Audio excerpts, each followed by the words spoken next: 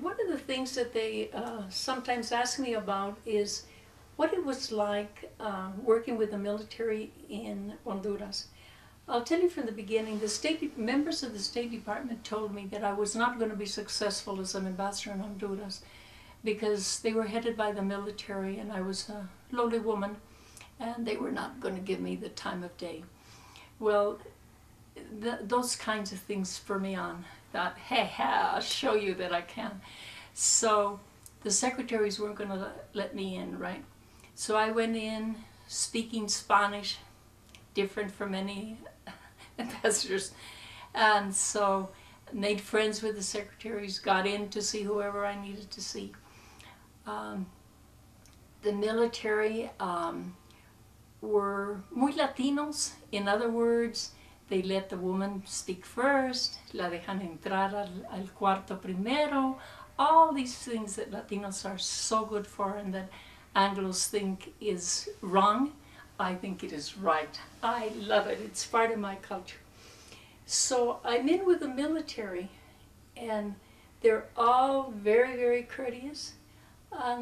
I say the things I need to say.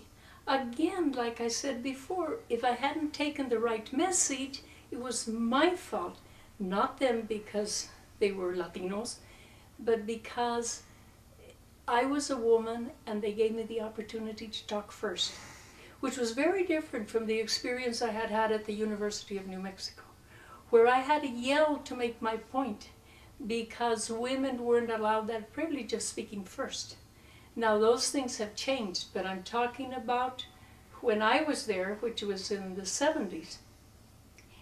And so I made good friends with the military. The military trusted me. They knew I told them the truth and what I knew. I didn't invent stories. I said, my country is here and you're here. We have to find a way to get together.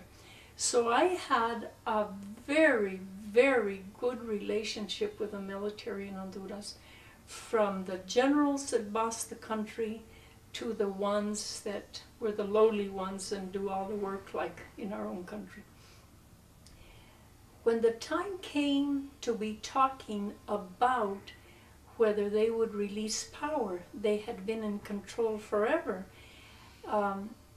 We started talking. See, the beauty of it is that I had been starting talking about what we did in the ministerial with Honduras already on my own without anybody's permission.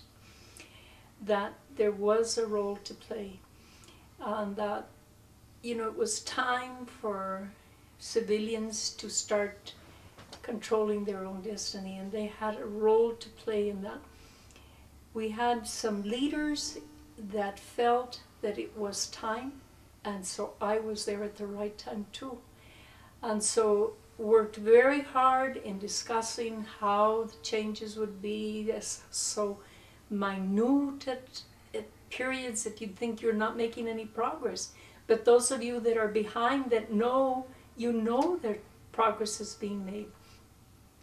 So they gave the permission for political parties to start. The political parties came up with their constitution and how they were going to do it, and everybody got all excited, and there was just such enthusiasm that they were going to go back to controlling their own fate.